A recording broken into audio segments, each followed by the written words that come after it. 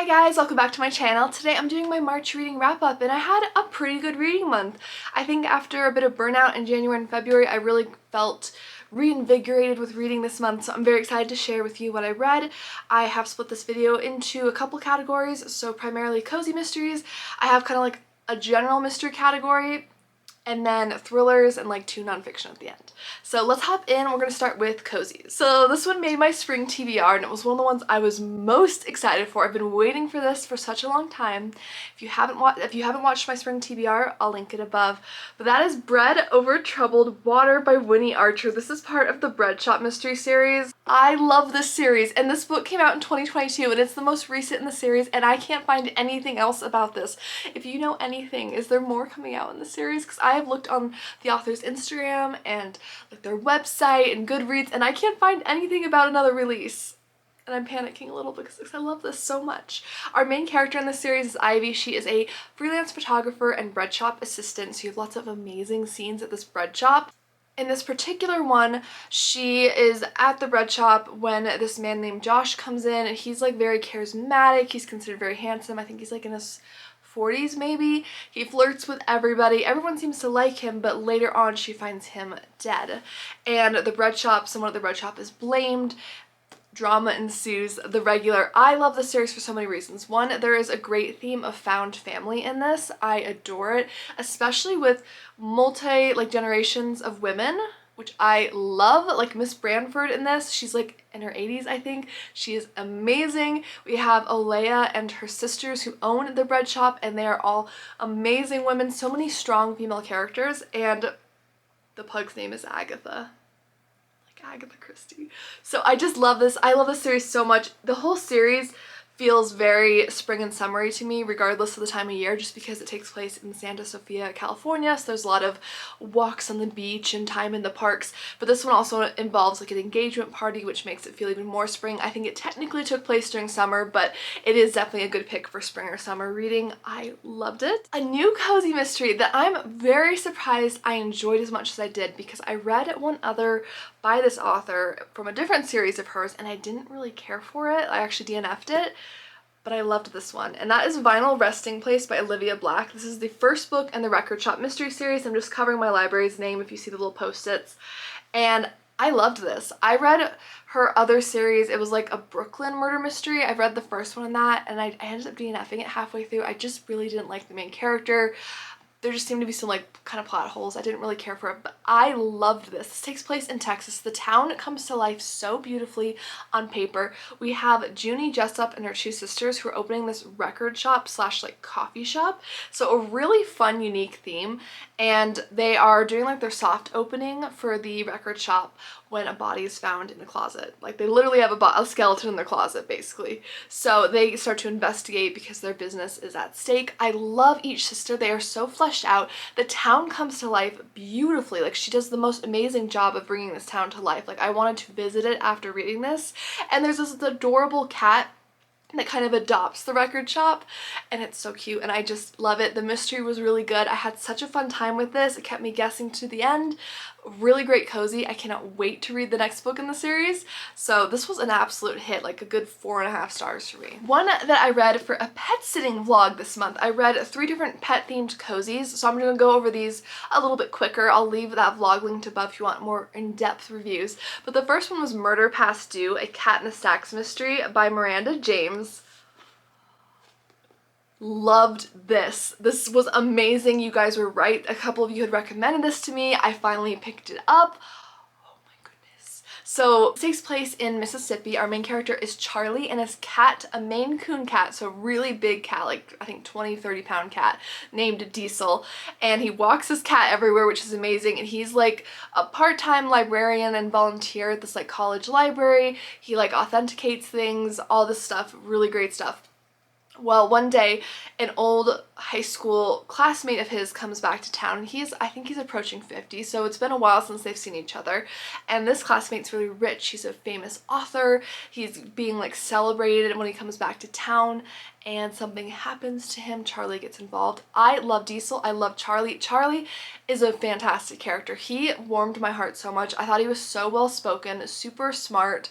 I loved his relationship with his cat, and he also takes in boarders because his wife has passed away, so he has this house and he takes in boarders who are usually like young college-aged men who are studying, and his relationship and the care he like has for them is so endearing. I love that aspect so much. The mystery for this was amazing. I gasped at the ending for this. Like, I put it together just barely, but it was so good. I cannot wait to read the next book in this series. This was incredible. Absolutely recommend this wholeheartedly. Another one I read for that was Murder at a Scottish Social. This is a Scottish Shire mystery. It's book 3 in the series, written by Tracy Hall. As this suggests, it takes place in Scotland. Our main character is Paisley, and she is like a 28 or 29-year-old single mother who's also living with her grandfather, or her grandfather rather is living with her and her son Brody, who's like 9. So you have a mother, son, and grandfather relationship. I love, again, like multi-generational family relationships in cozies. Excellent. Brings so much life to it. Plus the Scottish Terrier Wallace.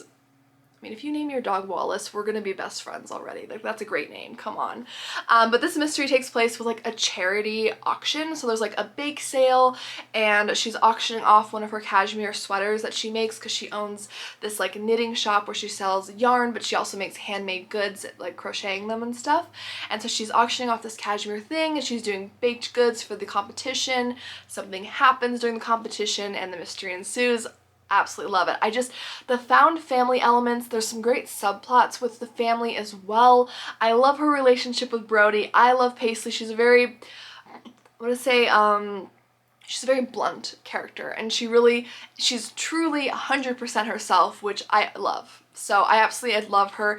I'm not somebody who knits or crochets or has a super vested interest in that, but I find this is just enough to get me interested in it and to be like very cozy but not overwhelming where it's too many details. So if you're not somebody who's into crocheting or knitting, it's not too much, but it's just enough to be fun. So I love the theme, and Wallace was amazing as per usual. Another one I read this month was How to Frame a Fashionista by Deborah Senfielder. This is the 3rd in the Resale Boutique mystery series.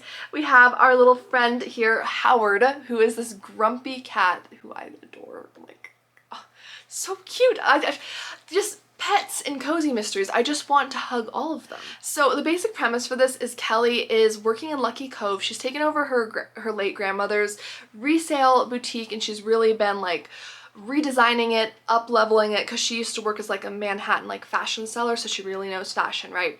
So she's back there, she's redoing the place, she's kind of struggling financially, so you kind of get into some of that, which I always find interesting. But in this one, she's going to a client's house because they're like a big fitness like influencer, so they have a fantastic wardrobe and they want to sell some of their pieces to the resale boutique. So she arrives there and she's shocked because she sees her old boss, Serena, who's like the dragon of like the dragonista of 7th Avenue. And that was her ex-boss in the fashion world who had like humiliated her. And things happen, and her boss is actually the one who is blamed for a murder, and Kelly actually gets involved with it. And I loved this. The series, I'm loving it so much. I haven't seen a new announcement about another book. There's I think 2 more after this, and I'm like, I need more books in the series. I really do. This one was so much fun. I love Howard. I love Kelly. I love a lot of the family and friend subplots with this. I feel like you really see Kelly grow as a character throughout the series, which I like, because sometimes cozy mysteries, the characters can be like a little static, which can definitely work depending on like the setup and the plot and everything, but Kelly definitely grows throughout the series, which I love. I love her relationship with her friends, her family, how she's like standing up for herself with certain members of her family who push boundaries, how she's being more honest with other people in her life. I just love her as a character. I do want to give a heads up, just in case this is a topic that you might be sensitive about, since this is very like fitness focused because of the fitness influencer, there was a fair amount of talk about like body stuff, just like women sharing, you know, different insecurities and stuff like that. So if that's not your idea of a good time, just keep that in mind. I haven't really noticed that too much in the other books in the series. I think that was just primarily because the topic of fitness tends to bring those like insecurities and things up for a lot of people, but I just wanted to give you a heads up just in case. But otherwise, absolutely stellar read, fantastic mystery. I loved it, and the ending for this, I just barely pieced it together who did it, but the reveal and everything, I was just sitting there like, amazing, absolutely amazing. I can't wait for book 4.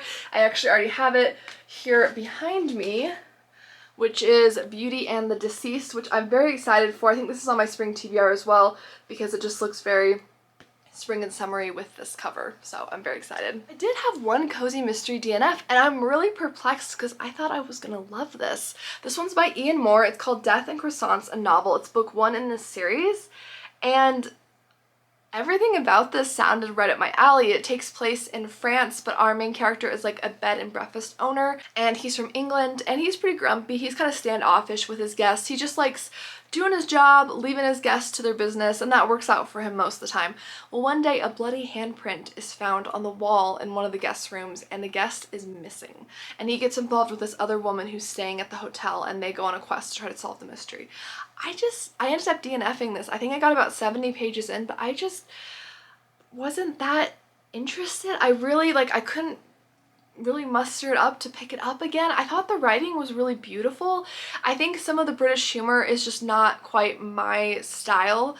I've noticed that with some other books that are like written by British authors or who have like a British main character, where sometimes the humor just doesn't, like, I just don't get it. Maybe sometimes it's like a little dry for my taste. So that just might be like a personality like thing, but I just didn't really love. I loved the premise for the mystery, I loved the setting, but I just didn't really find myself that interested. I didn't find myself that engaged with the writing style, so I did unfortunately DNF this. I don't know, let me know if you've read this series, but I wasn't the biggest fan, unfortunately. One that I absolutely adored though was Bake, Borrow, and Steal by Ellie Alexander. I think this is book like 14 in the Bake Shop mystery. Somewhere. I'm getting close to caught up. There's like 18 books out. I think a 19th book is coming out this year. There's a lot of books in the series, but I'm catching up. Our main characters in this is Jules, and she is a bake shop owner with her mother. They own Tort in Ashland, Oregon. It's this beautiful setting, very seasonal, very holiday focused. If you like a series that really gives you seasonal and holiday vibes with like every book, this is the one. This one in particular takes place in November, and they're having like this Shakespeare exhibit because the town is very big on Shakespeare. They're having like a Shakespeare exhibit because they've found this like lost manuscript of Shakespeare. Well, Jules has been invited to make this like chocolate display and everything for the event, and she's very excited. They're doing some baked goods. Her and her team set everything up, and at the gala, the manuscript is found to be missing.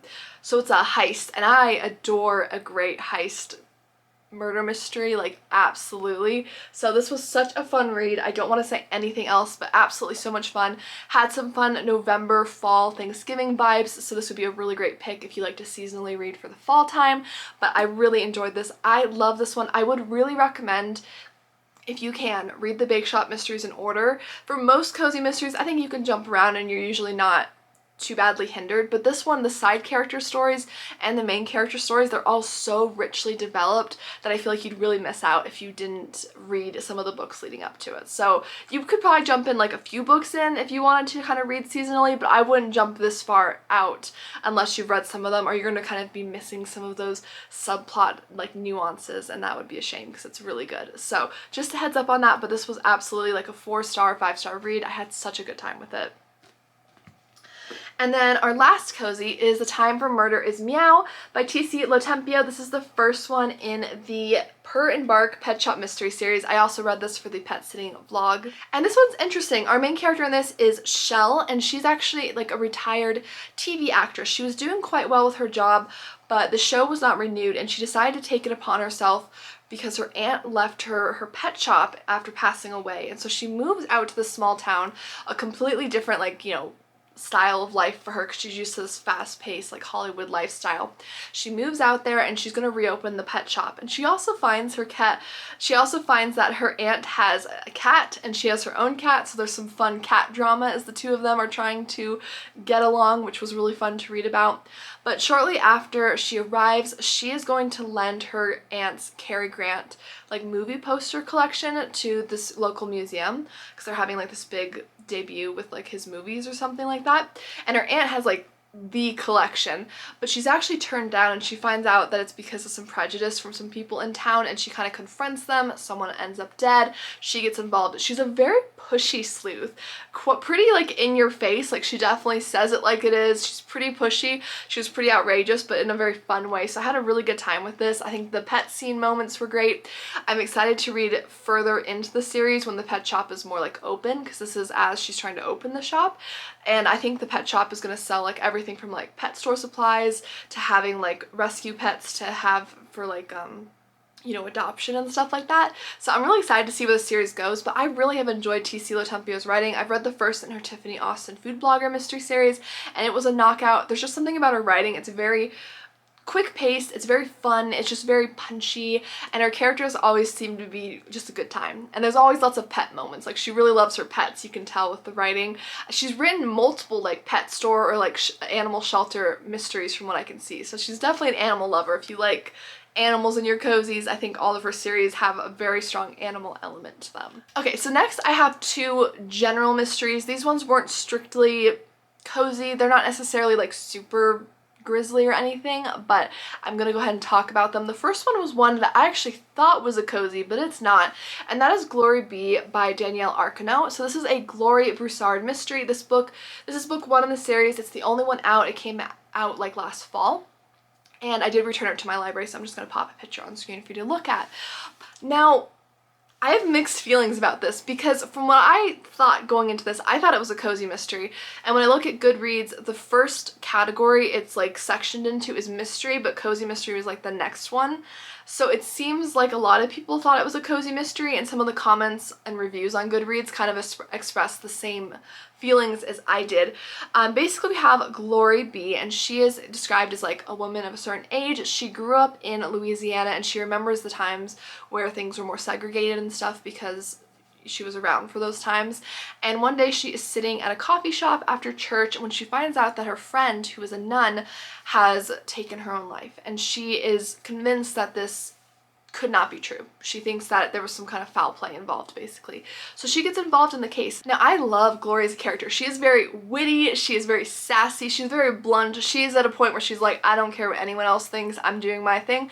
And I admire that. I love that. I thought she was an amazing character. She has a very interesting like life as well. Like she's both this like very church-going woman, but then at the same time she runs like betting, like sports betting, which would seem to, I don't know, be like a little contradictory, like you wouldn't expect it. So it's very interesting, and she's used to kind of being ignored as an older woman and stuff like that, and so she kind of uses that as her advantage when she's sleuthing. So she gets involved trying to solve her friend's possible murder. Her daughter Delphine is very sharp, very smart. She's like a lawyer from New York. She's very like put together, fashionista, very awesome. I really liked her as a character. Very fun. And overall, I thought the mystery was a lot of fun. I think it wrapped up a little too fast. I would have liked it to, like, it just kind of went like you're reading, and then it was like whoosh, like right at the end. Like it was a little too fast of a wrap up for my opinion, for my taste at least. But I just want to give warning, I do rate this book a 3.5.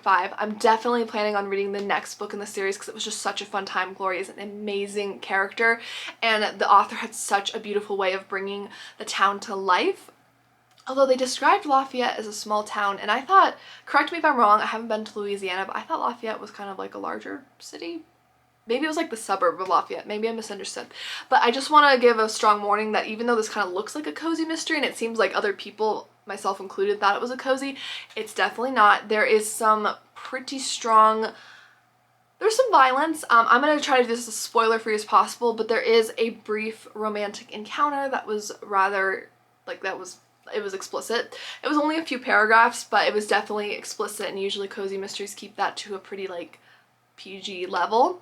So there was that. There was also some like dog fighting and quite a bit of organized crime, which I think are usually things that are not discussed or like shown as much in cozies, because again, pretty violent. And then also just thematically, this one isn't one that, to me at least, makes it not a cozy, but thematically it's a little bit heavier. It definitely talks quite a bit about racism. It talks about some different like heavier social issues like that. So keep that in mind. Again, I really enjoyed the book. I'm so looking forward to reading the next one, but I just want to preface that if you are a cozy mystery reader and you strictly want to read cozies, you don't want to read anything that's super intense, like in terms of violence, or anything more graphic with the romance and stuff like that, just keep that in mind with this book. But otherwise, I strongly recommend it. It was a really fun time. Okay, and then the other like general mystery I read was called Dangerous Woman by Mark Dacrestrique, and I read this at the very beginning of the month. It's actually book 2 in a series, but it seems like you can read them out of order. I'm planning on going back and reading book 1. Oh my goodness. So again, this actually involved, as they seem to always describe it in like descriptions, women of a certain age. Our main character is like an ex like CIA or FBI like detective. Like she's really good, and she ends up getting involved in this case. It was actually very political for what I usually read, but between her and like I think her nephew, who's like a hacker, it was the most entertaining thing. It was so fun. It was like kind of outrageous, but in the best way possible. And I had such a fun time. Like I couldn't put it down. I loved the main character. She was so just like take charge. She's like, I'm not putting up with any of your nonsense. Like she would tell off the detective. She's like, I was alive and doing this stuff before you were even born, man. Like I loved her. She was a hoot. I thought she was a fun character. I thought the mystery was great. Like it just kept you reading. It was very fast paced, so I don't think it's fully like a thriller necessarily, but it was definitely a very like fast-paced mystery novel, I would say, very suspenseful. Basically, it involves kind of like the legal system where this judge, like 2 of her like assistants are out and they're returning home one night and they get attacked, and some of the files they have on them are stolen, and that's kind of the basic premise. So very interesting, definitely outside my normal reading, but I really enjoyed it and would recommend checking that series out. Alright, so getting into thrillers, let's start with a positive. This one was on my most anticipated thrillers for 2024. I'll link it above if you want to check it out, and I'm so glad I loved it. This is called The New Couple in 5B, a novel by Lisa Unger, and I absolutely loved this. If you are someone who liked The Paris Apartment by Lucy Foley, or I think it was called like Under Lock and Key by Riley Sager, I think you should check this out. This has like similar vibes, and I adored all 3 of the ones I just mentioned. Basically, we have Rosie and Chad, and they are this couple. They've been together for a while. They're engaged, and they inherit, Chad does, from his like uncle, this fabulous luxury apartment. It's called the Windermere, is like the apartment complex, and it's like a luxury like penthouse. Like it's so much nicer, and they've been struggling financially, so this is a real like godsend. They're excited. They're like, we're gonna finally be, you know, moving up in life. Like this is gonna be great. So they move in, and Rosie is immediately unsettled because there's just so many stories about crazy things that have happened at this apartment over the years. And you're also going back in time and reading about like a past couple that lived where they used to live, which is very interesting. But she's also just feeling very creeped out because there's cameras everywhere. The doorman is always there. He's always watching. It just feels like they're being controlled. It's very dark. It's very creepy. She doesn't know who to trust, and that's kind of the general, like, the less you know, the better. This was so much fun. I could barely put it down. I had such a good time reading this, and it really gave me the Paris Apartment and like Lock Every Door by Riley Sager vibes. I really enjoyed this book, and I would recommend it if you like those kind of thrillers. We Love to Entertain by Sarah Strohmeyer. So I picked this up on a whim for an upcoming haul for my birthday. You'll see it's coming out very soon, so this is a little sneak peek. But this is the book, and I'm very mixed on this. So the things I like about it is that we have this celebrity kind of couple, Holly and Robert, and they are on TV. They're like reality TV stars on this like home renovation show, and they're in this big competition. They're in the top 3 for the finalists for this competition, and it's about whoever can make like the most impressive home and get the most votes from people online. So there's a lot of social media like integrated throughout here, like different chat discussions, and you'll even get like newsletters and stuff that you'll be reading from the couple, so it's very interesting. I like the mixed media that's included with this, so I love a good like reality TV show or competition element in mysteries or thrillers. I absolutely love that. Now, where this gets a little dodgy is we're reading mostly from Erica's perspective, and Erica is like their assistant, so she does a lot of the behind the scenes work, and we're also discussing her relationship with her mother, who we also get to read a bit about, and I really liked their relationship. It was really interesting, so that added to it. But some of this was just so crazy, and I kind of called who was like the who behind everything pretty early on. It was pretty crazy. Essentially, they kind of decide to get married, and everyone's not sure if it's for publicity or not, because they kind of have had this whirlwind relationship on TV, so people are like, is it serious? Are they actually doing this for views? Who knows? They get married and they disappear on a honeymoon and no one can contact them, including Erica, and it's like the last week before the show finishes and they're like, okay, panic, like we don't have the house finished, we need to do the social media stuff, we have these interviews, we don't know where they are. So that's kind of the basic premise. It's really interesting, but I just felt like some of the pacing lagged in the middle. I felt like there was just some, I don't know, just it kind of didn't quite hit me in the right way in the middle. I feel like the beginning and the end were excellent, but the middle just was a little bit sluggish. But still, I gave it 3.5 stars. I really enjoyed it overall. I think it was still fun. If you like the tropes for this, you'll probably have a good time with it. It was still a really fun ride, so I would recommend it. So one I DNF'd, I actually had a few DNFs for thrillers this month, which is always sad, is Careful What You Wish For by Haley Efron. So this one might actually be more of a suspense mystery than a thriller. I thought it was going to be a thriller, so that might have been my first mistake, but I still stand by what I'm about to say. So essentially our main character is Emily, and she recently went viral online after she posted a video organizing like her sock drawer. And so she decides to take this and use it to her advantage and become like a professional organizer. So she goes into business with her best friend and they're doing well, they're organizing things, although nobody knows her dark secret, which is that her husband's actually a hoarder. So it's kind of ironic because she's filming herself doing all these organization projects at home, keeping the place minimalistic, and the basement's meanwhile like growing in size with items.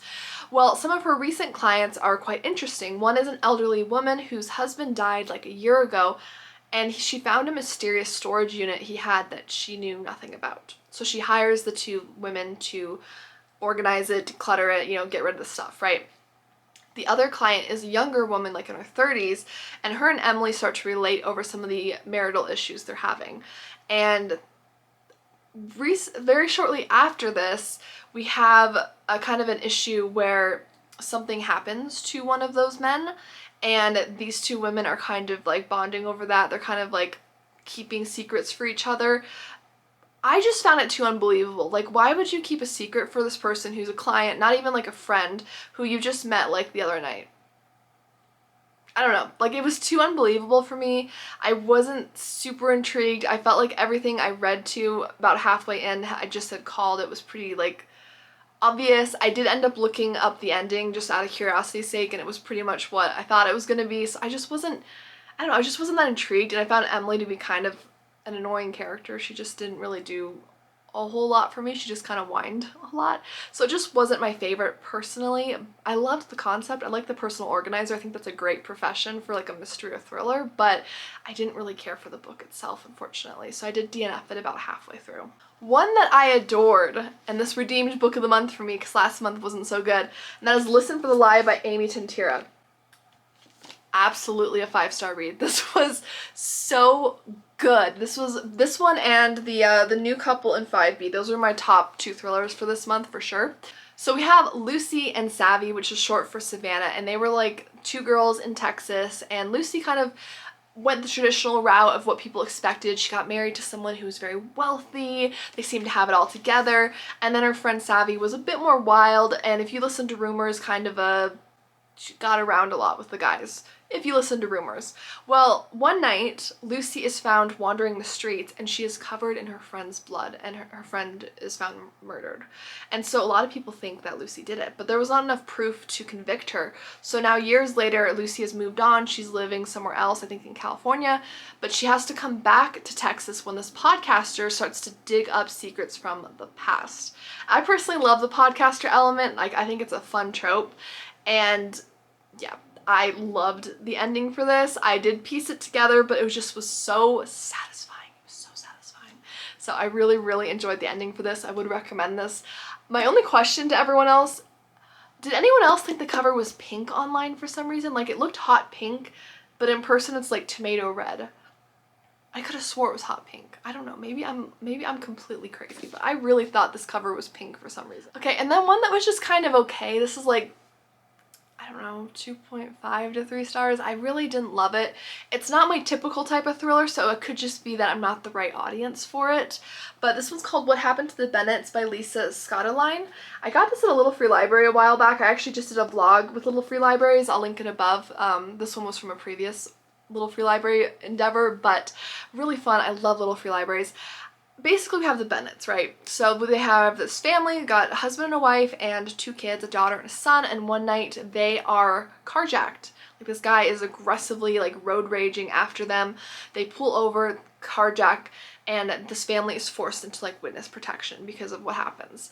So immediately, this was very fast paced. I was immediately intrigued. Like, I was really, like, the first 70 pages of this flew by so fast I could barely like put it down. It was so entertaining and so interesting, and I loved the family dynamics and what they were going through, and just very interesting.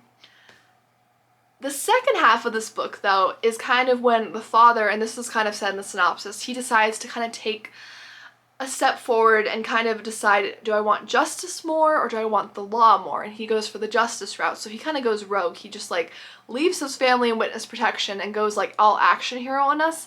And it was just too unbelievable. It was too unbelievable. It was too much of it. I feel like if it had been chopped down a bit, maybe it would have been a little bit better. It was just too like action hero.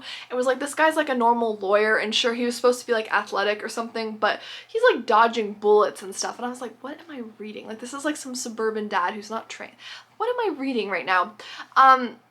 Yeah, I don't know. The second half was just too unbelievable for me. It was really weird. Some of the subplots with like the family at the end didn't really make a whole lot of sense to me. I was like, really? That's how we're doing this? Okay.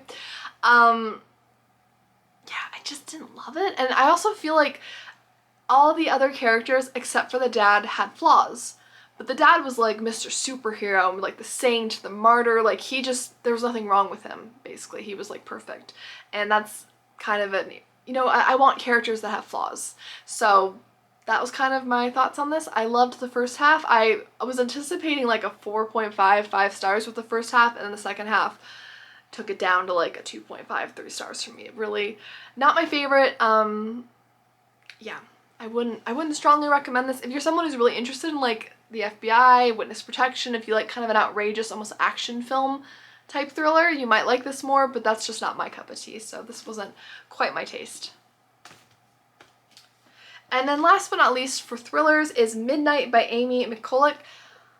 This is another DNF. I had, like I said, guys, I had a really rough time with thrillers this month. I had all except one of my cozy mysteries turned out to be really solid reads, and then thrillers, it was like almost all like hit or miss. So our primary character in this is Olivia Campbell, and she is in a relationship. They've been together for like a year, and her boyfriend is like an art dealer. They've recently moved in together, and she's like some kind of, I couldn't really figure out her job. I'm not familiar with the world, but she's like some kind of financial person who helps with like buying art for clients and stuff like that sometimes. So she met her boyfriend through work, and he's basically hosting this huge exclusive art auction on a cruise ship to Antarctica. Amazing setting. I love it. It's chilling, it's isolated, absolutely so many tropes I love. Well, they get on board the ship, and then her boyfriend steps away to like take a call or like work emergency, and then she can't find him and the ship takes off. And she's she's terrified of like the ocean and the water. She's freaking out, but she's got to do this art auction anyways because someone's got to keep the show running.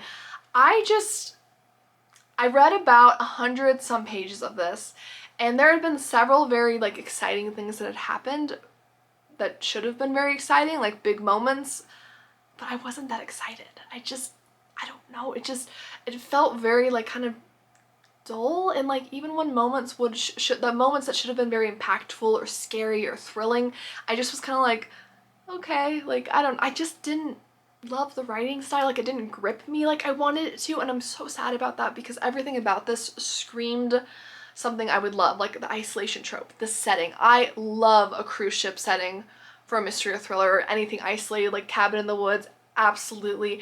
Antarctica, super fascinating, and the author clearly knew what she was talking about. Like, she really dove into the details with like the water and how treacherous it was, so it was really interesting in that way. But the main character was just really flat, and I just couldn't have cared that much about it. I honestly was like, okay, like, I don't know, so I ended up DNFing it. Sorry, I feel like that's really harsh, but that was my honest thoughts on that. And then lastly, we have 2 nonfiction, which I'm just gonna go through real quick because I read them, but I don't know how many of you will actually be interested in them. This one took me months to finish reading because it was so dense, but it was interesting. That's Ultra Processed People, The Science Behind Food That Isn't Food by Chris Van Tollecken. very, very interesting and horrifying. So if you're looking for something absolutely horrifying that's not actually horror, this would be a great book. So the author has a medical degree from Oxford and a PhD in molecular biology. And he also is an associate professor at the University College London and a practicing infectious diseases doctor. So, I mean, I'm not an investigative reporter, but he seems pretty qualified to write on the topic, and he interviewed a lot of experts. And basically, this book is all about the science behind food that isn't food, which is ultra-processed foods. So the idea is that most of the food we eat is processed. For example, pasta, bread, cheese, you know, if you cook a vegetable, that's processing it in some form, right? Ultra-processed food is stuff that is just like extremely processed to a point where it's like almost not even close to like the original food source. So think like Skittles, candy, stuff like that, really heavily processed like fast food, stuff like that. And he was just discussing some of the emergence of this, some of the science behind what we know about it, and just the process that it's made. And it really, like, I will never look at food with xanthan gum in the same way. Like, there's just something very, it really makes you look at food in a whole different way, where you're really like, that's what I'm eating. Like, and you just realize the quality between different foods. It's very interesting. It's hard to go back once you read this, so I caution you against that. But if you are interested, and if you're not interested in reading this like thick book, because it was a pretty like intense science-y book, he has a lot of great talks on YouTube, which are some that I watched before picking up this book, and I found it quite interesting. He puts it into very understandable words, which I appreciate as someone who's not a medical doctor or like science person in any way. So I found it interesting. It definitely gave me some food for thought. It's not really a book about solutions necessarily, although it will make you maybe reconsider a few things maybe in your like routine or how you eat and stuff, but it's definitely more of like a look at society as a whole and like the countries of the world like the US and London and like other developed countries that are really, most of our diet a lot of times is ultra processed. So it was just very interesting. Again, I'm absolutely not a doctor, nutritionist, nothing like that, but I did find the book interesting. My book stack just fell over, sorry. And then the last one, again, this one, I'm just going to share this for the few of you that might be interested. This one's called The Case for Grace. A journalist explores the evidence of transformed lives by Lee Strobel. I am a big Lee Strobel person. He is, basically he's an investigative journalist who was an atheist, and his wife became a Christian, and in an effort to disprove her in her faith, because he was just so perplexed by her transformation, he actually took his investigative journalism skills and really dove into the topic, and he ended up actually convincing himself otherwise. And so now he writes about that. And this particular book takes some of these stories from people who have gone through some of the most tragic of situations to truly hit rock bottom, and how grace transformed their life in one way or another. So I'm gonna leave it at that. I'm never trying to preach to anybody, and that's not what I'm about or what this channel is about, but it is something I read, so if that sounds interesting to you, I thought I'd share it. Alright guys, that is everything for today. Thank you so much for watching this video. I hope you guys had a great March. Please let me know down below, what did you read in March? What was your favorite? Have you read any of the books that I talked about? Were they hits or misses for you? I love to hear your opinion, even if it's different than mine. That's what makes reading fun. And thank you again. If you do like mysteries, thrillers, cozies, and you haven't hit subscribe already, I hope you do. I post new mystery book content every week on the channel. I love to have you around, and I'll see you guys in my next video. Bye!